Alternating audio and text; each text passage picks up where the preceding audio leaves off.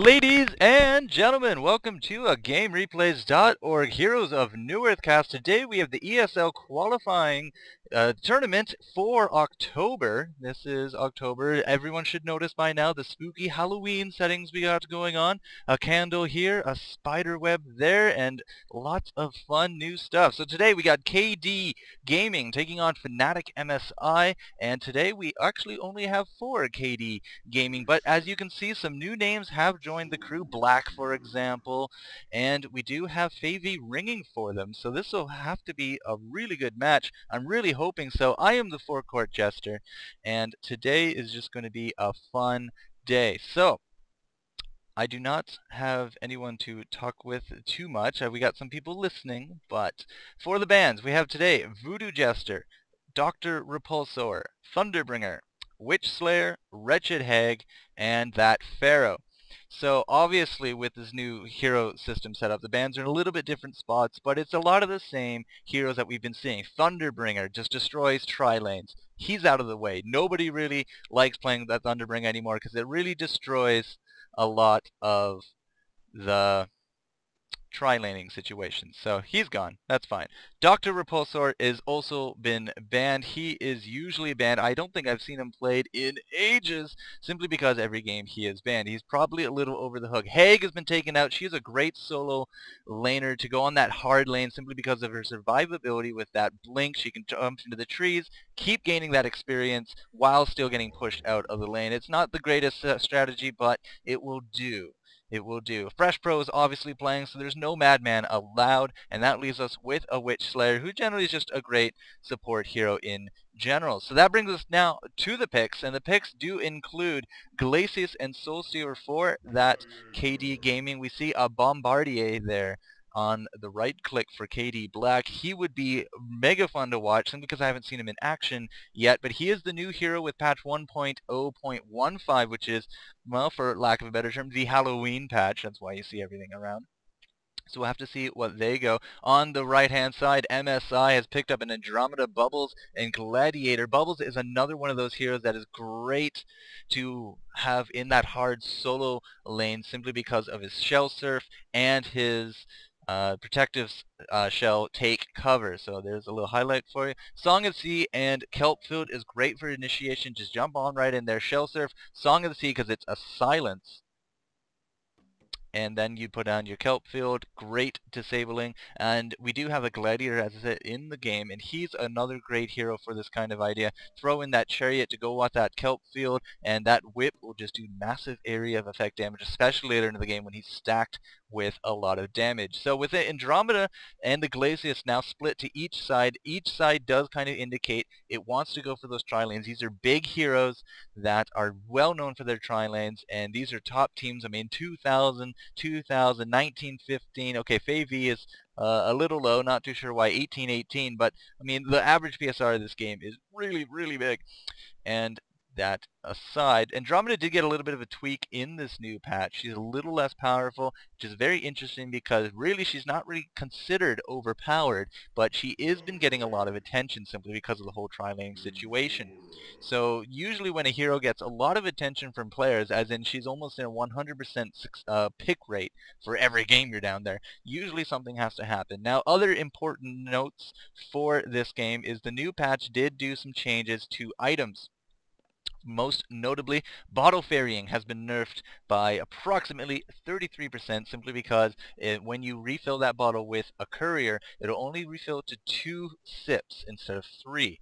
Now, if you refill it yourself, you'll get the pure 3. Refill it from a rune, 3. Fine, but the bottle carrying has been nerfed a little bit. Another nerf would be those mana batteries and power supplies. The AoE radius that they affect has been shortened, and they do not replenish as much health as they used to. So you have to keep this in mind, folks. When people go for their items, they could be a little different, a little mixing it up a bit simply because of these changes. So let's go back to the picks. We do have Valkyrie and Nymphora picked up here for KD, and Nymphora is a great tri-laning hero simply because you have multiple things you can do. You can stack the stun with your Zeal. You can go for the AoE healing pod that simultaneously damages the enemies. Great for going with a melee hero, which is probably what they're going to do here for black. You might go to that Malachi, and I was about to say something probably a bit more tanky. Not going to go with an int, especially in a tri-lane. That'd be 3 squishy heroes. Not the best idea. He does indeed go that Malachi,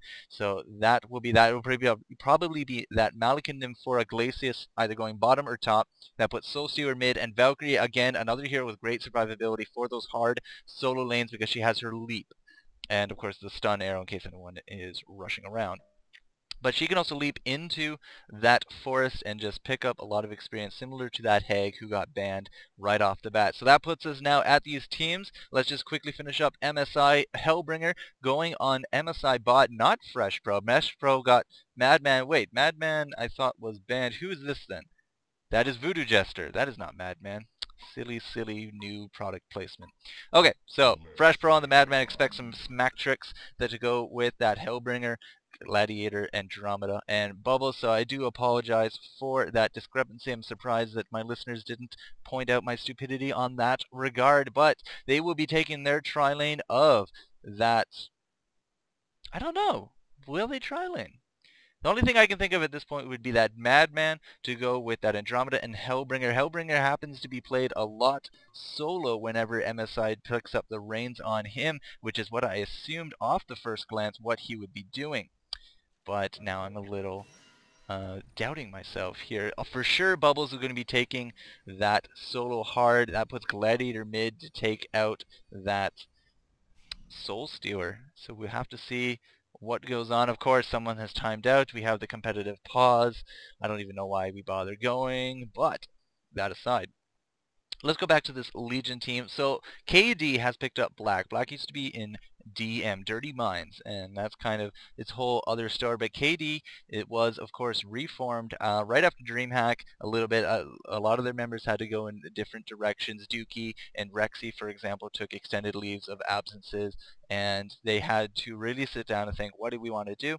And what they did is they reformed the team to some new members, and that is what you see here. So it is no longer the old team of old from that DreamHack. The DreamHack champions, of course, back in the summer 2010 is what they were dubbed, and they did go up against MSI. Now, weirdly enough, MSI has also reformed a little bit. They had to drop some members, and they had to get some new ones. So, No-Tail, Nova, Bot, these are all heroes from the old IOX clan, and they complement Fresh Pro and Trixie here, longtime veterans of MSI, and now the two reformed teams are going at it. Now we do have a DreamHack coming up, DreamHack in the winter 2010 November. That is just a few weeks away, folks, and we will see these guys there with a plethora of other great teams such as Empire, who's already knocked out their qualifying round, and they are for sure in. So it will be a very exciting time. Let's see what everyone is doing. We got Soul Stealer up there with that Glacius and that Valkyrie. They're going to be guarding this rune. It does not seem that the Hellborn really care at this point, as we have 4 gone top. We have that Andromeda up there with that Bubbles. Weirdly enough, the Gladiator and the Hellbringer. So that puts us with Madman not going in that tri-lane. He will be taking bottom solo. Now, of course, as I did say, the bottle fairing, which is what he made really popular with this strat, has been nerfed to 2 hits instead of 3. He'll probably still be fairing that bottle quite a lot. The APM on Fresh Pro can sometimes really amaze me, and we will have to see how he goes. He has already set himself up for that Chalice. The Chalice, of course, was nerfed a few patches ago as well. Doesn't return as much hit points, but if you want to use the combination of the two, you must use that bottle first, simply because that Chalice now also negates all regeneration aspects of, well, anything. And I guess that was a rune. I think it was a pie. I'm not too sure. This new Halloween patch is everyone going. Let's just take a quick look. There's the ghost guarding that forest, or sorry, that fountain, not the forest, the ghost in the forest. That sounds like a book I read once. But all that aside, we do not have indeed anything that I really saw for these lanes. We do have 2 mid to combat to mid as Valkyrie's deciding where to go. He is kind of up in the rune spot right now, but that Ward of Sight will alert them to any arrow that's going to come down for a first blood. And it's really interesting. We have a Soul Stealer with a Glacius mid. I did not really see that coming, simply because you don't really see that as an option anymore. Oh, this is cute. We have little mummified imps against Pumpkinhead treants.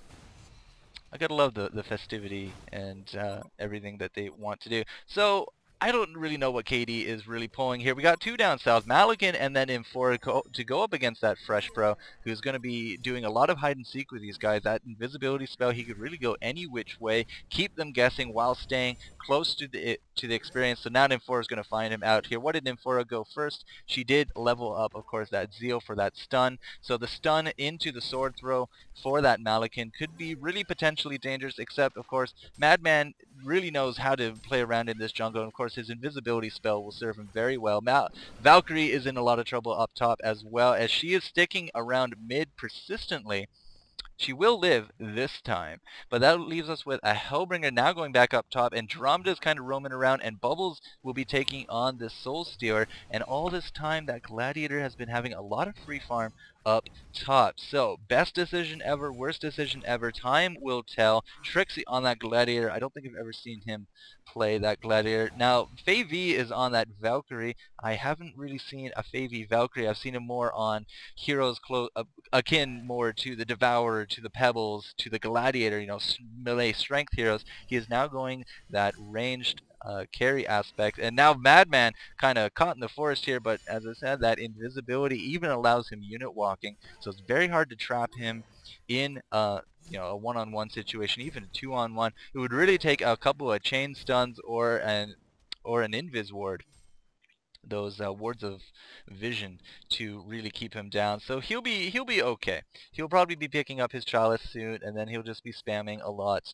of the invis, you know, try to keep these guys down. Malikan does not seem to care. He's happily farming away, already picking up 17 creep kills. Black sitting there at level 3. He does have the top level. No, he does not. That Gladiator has been free farming much longer, and he is up top, and he will be rivaling Black farm for farm. We're sitting at 19 to a 17 comparison, so each side is going to be really letting these side lanes really try to farm up. We're trying to zone out Madman from experience in this bottom lane. Not much he can do against a ranged Nymphora, of course. She's going Grace of the Nymph and that Zeal for that spamming build. So she tosses out the stun, gets out the movement speed with that Grace, gets out back all her mana, and just really tries to keep him away from the experience pool. Not too sure what Fresh Pro wants to do about that, even if indeed he can do anything about that.